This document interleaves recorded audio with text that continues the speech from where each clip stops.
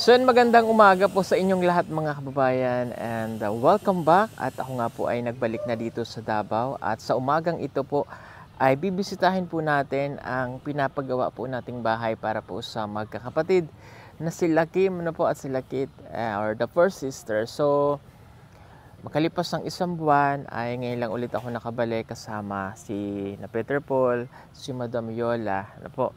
Si Kuya Eli po pala hindi namin kasama dahil siya po ngayon ay nagbabakasyon sa Maynila kasama ang kanyang pamilya, sina Ate Delve at ang kanyang mga kids. So kaya kami lamang po tatlo ngayon ang magkakasamang bumalik dito sa Mindanao. Sana po maintindihan po ninyo kung bakit wala po si Kuya Eli. Hindi kasi namin siya nakasama dun sa Malaysia at nakita-kita na lang po ulit kami nakita-kita kami no isang araw sa Makati, doon sa hotel kung saan kami nagstay pagkagaling po namin ng Malaysia. At ngayong araw ay naglalakbay si Tita Pibila pabalik po ng Amerika. Maligayang paglalakbay at sana po ay maayos kayong makadating, maayos makarating si Tita Pibila dyan sa US. Thank you so much sa lahat, Tita. Napakabuti po ng ating sponsor na si Tita Pibila. Kasama sana namin sa biyahe na yon si Tita Selva at hindi namin siya naisama dahil nagka-problema sa passport niya kaya hindi po siya nakasama ng Malaysia. But anyway, so ito na i-update natin yung pinapagawang bahay ng ating sponsor na si Tito Efren. At ngayon nakikita ko dito sa harapan, may pakita ko sa inyo, napakaganda ng bahay. So, medyo matagal lang dahil syempre yung pabahay kasi hindi naman ganun talaga kadali pagka nagpagawa ng bahay. More or less kapag tuloy-tuloy yung pagpapagawa, lalo't kung konkreto, nasa 2 months bago po siya matapos. So, nakakaisang buwan na mahigit na tayo dito po sa pinapagawa and konti na lang. So, ito pakikita ko sa inyo at puntahan natin ang pinapagawa po nating bahay. Pugong biyahero, ang hero ng masa, ang hero ng masang Pilipino. Handang maggala sa kabundukan para ang ating kababayan ay mapuntahan. Ang pugong biyahero, handa na tulungan malayong kababayan na nangangailangan. Hindi namimili kahit pa na sino. Pugong biyahero, hero ng masang Pilipino. Mga kababayan, ito na po siya. Ayan, so tara, let's go. Punta na tayo dito.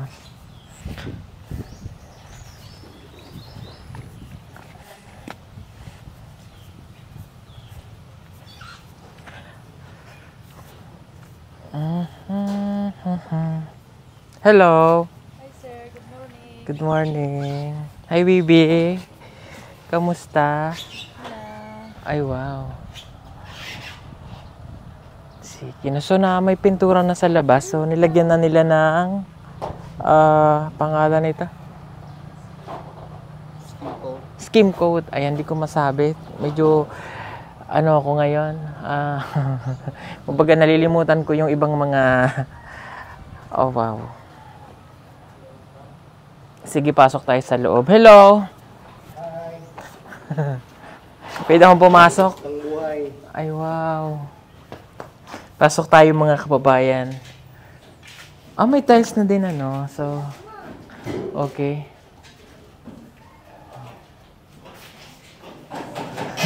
Parang pumayat ka. Payat yun. Ano nangyari sa'yo, Madam Yola? Joke lang po. So hindi ka pa pala nakapagkabit ng sesame? Dito, nakapag-training na dito sir. Mayroon na dyan? Okay. Sige, inspect ko lang ha. Ito yung CR? Hello. Ito yung isang kwarto. Okay. Okay naman ito isang kwarto, malaki.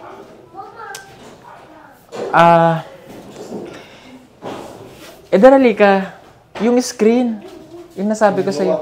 Meron na? Pinagawa ko na sir. Okay. Meron na, Isa na lang yan. Okay. Ito, ilalagay naman ito ng skim coat, di ba? Okay. Tapos yung mga gilid-gilid din lalagay nyo ng...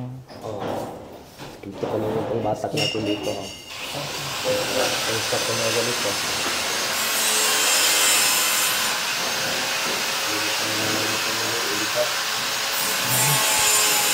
Ano ito? Ito yung gagamitin natin sa labas. Yung whole angle para sa kita mo. Okay. Yung kutid na Sige. ano. So, itong isang kwarto, medyo patapos na. Tingnan man natin itong kabila. Ito yung isang kwarto. Nilalagyan niya na ng nilalagyan niya na ng kisame. Dito naman tayo. Okay. Okay naman yung kwarto kahit malaki naman tingnan din. Malaki naman talaga siya. Magagamit naman. Hindi naman siya yung maliit lang na kwarto. Yung isa lang yung medyo maliit. Oo, kasi po yun. Sinunod namin yung sukat. Okay naman. Ang laki pala eh. Laki eh. Ang laki. Pag nabuo na, Ito yung kwarto ng isang lalaki. Pag nabuo na siya, akala natin maliit lang pero malaki naman pala.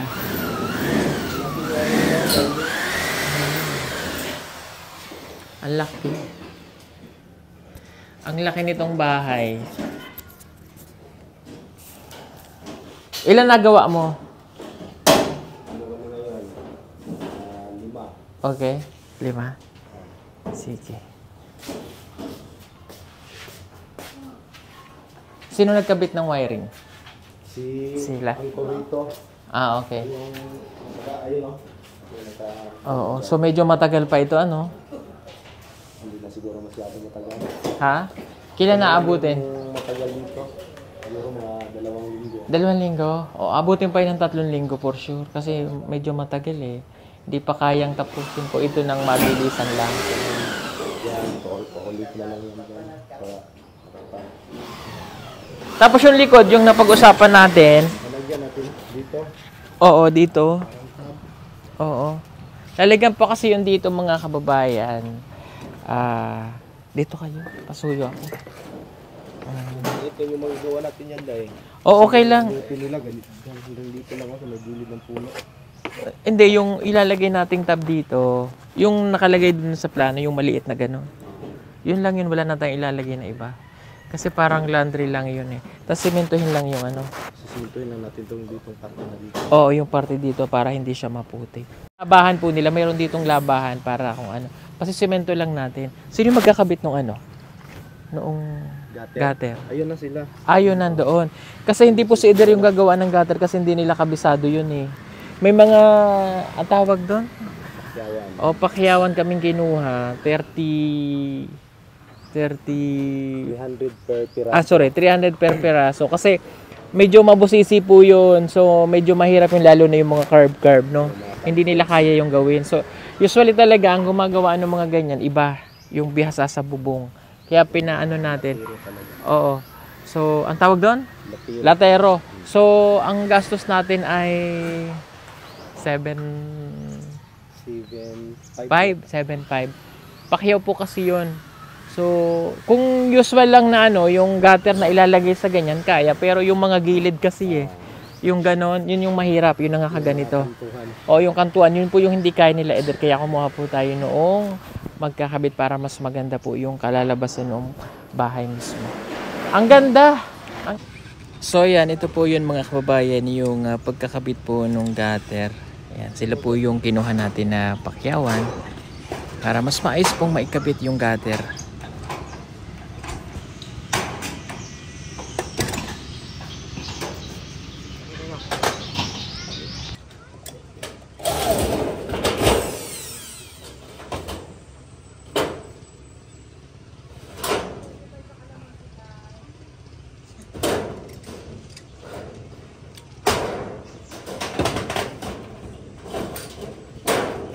Ganda na nito.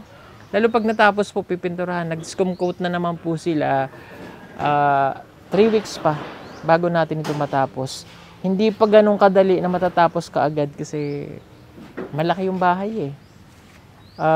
Hindi kasi ito minamadali para matapos kaagad. Yung tiles na nabili mo doon sa okay na yon? Oo. Dito may nabili ka na. Yung black. Okay. Black po yung ditong ilalagay. Design na parang white. Oo.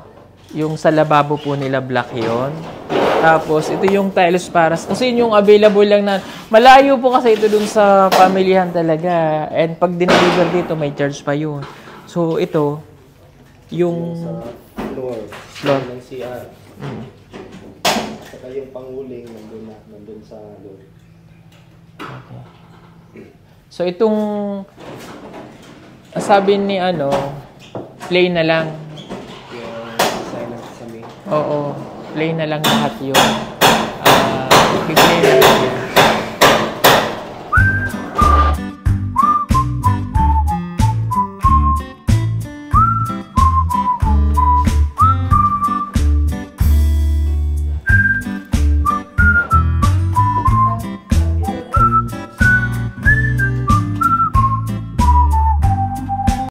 So yun mga kababayan, grabe ang laki pala.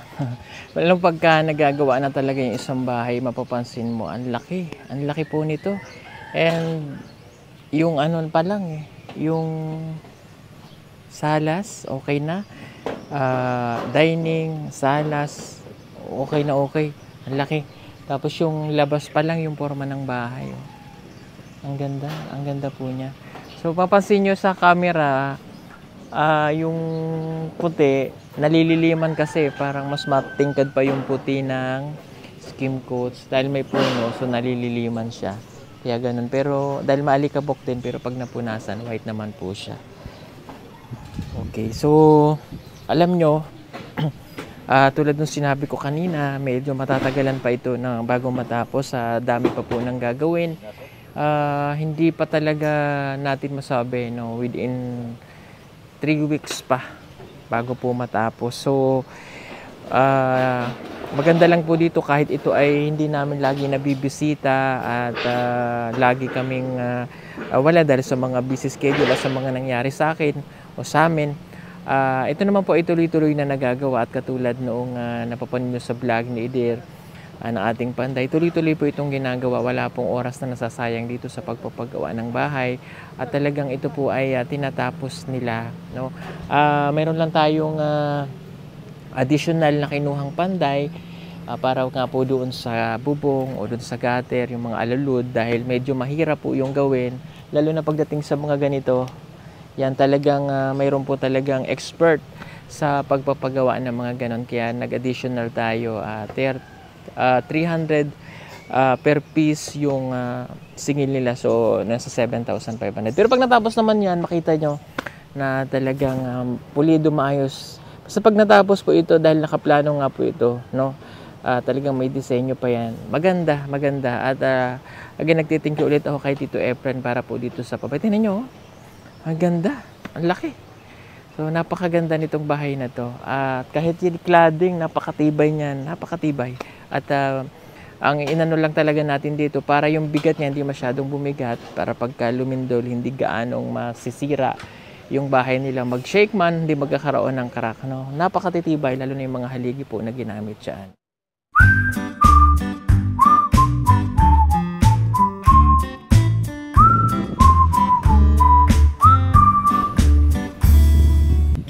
Hello, Tay. Good morning po.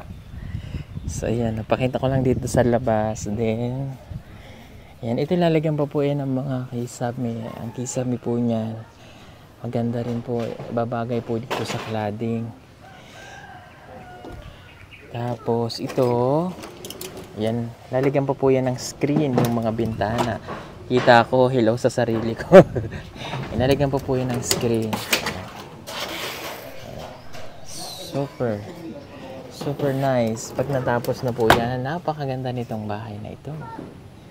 Tapos ito, yan, no, hanggang dyan pa yung sa kanila. So ito, lalagyan natin yan ng mga halaman. Papalagyan pa po yan na natin, no, para makapag-garden po yung mga bata. Ito yung maliit na mangga dyan, hindi na pinaputol. Dyan lang konti. Tsaka yung dito sa part na to, so nawala na. So yun, doon puputulin pa yun para hindi sumagabal, para hindi humampas. Ito, ayusin niya yan, yung terrace. So pahuli na lang to, kasi meron pa po yung design dito na tatlong nakaganon. Yan, meron pa yung dyan na design na ilalagay. Tapos may pinaka ganyan pa yan na bubong, nakita niyo yan, pag ganito pa, tapos bakal na yan dito.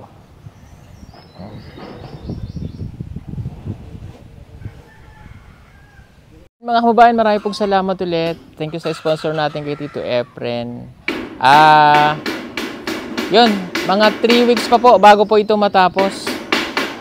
Halika. So 3 weeks pa bago natin matapos. Okay, sandali lang po So 3 weeks na po bago natin ito matapos. Kaya? Opo, kakayanin natin. Okay, sige po. Mag-comment lang pala ako. Kasi minsan yung mga nanonood sa atin, naintindihan namin kayo, marami kayong sinasabi, mga opinion ninyo.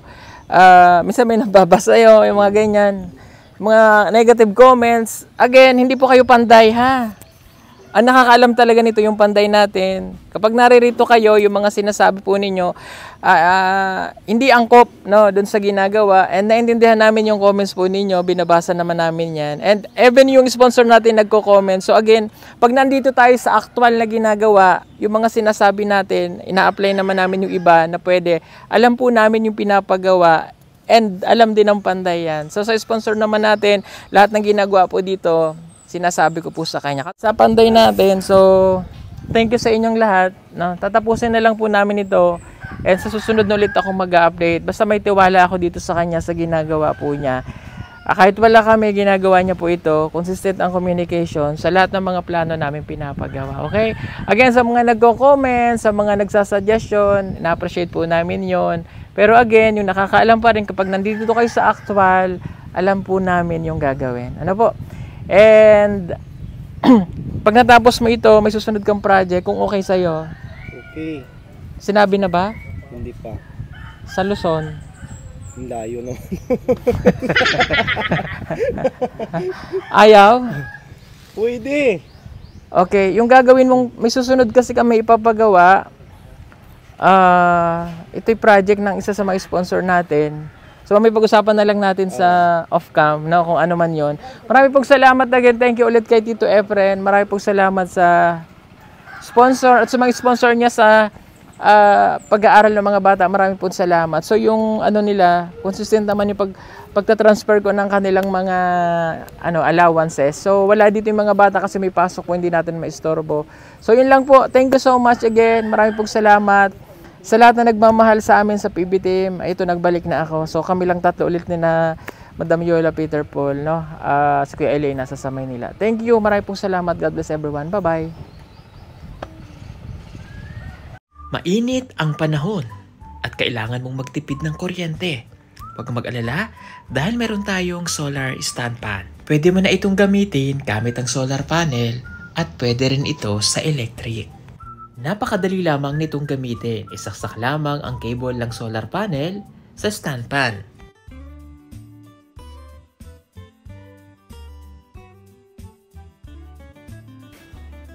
Ibilad ang solar panel direct sa araw.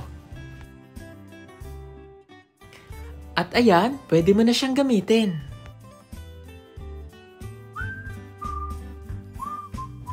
Napakaganda nitong solar stand fan na ito at napakatibay.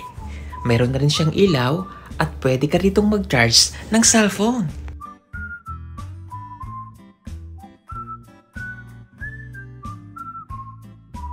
Kaya ano pang inaantay ninyo? Mag-order na at mag-message lamang po kayo sa aming messenger account at PB Team Solar. Sa bawat order po ninyo ay malaking tulong po sa ginagawang pagtulong ng PB Team. Maraming salamat po!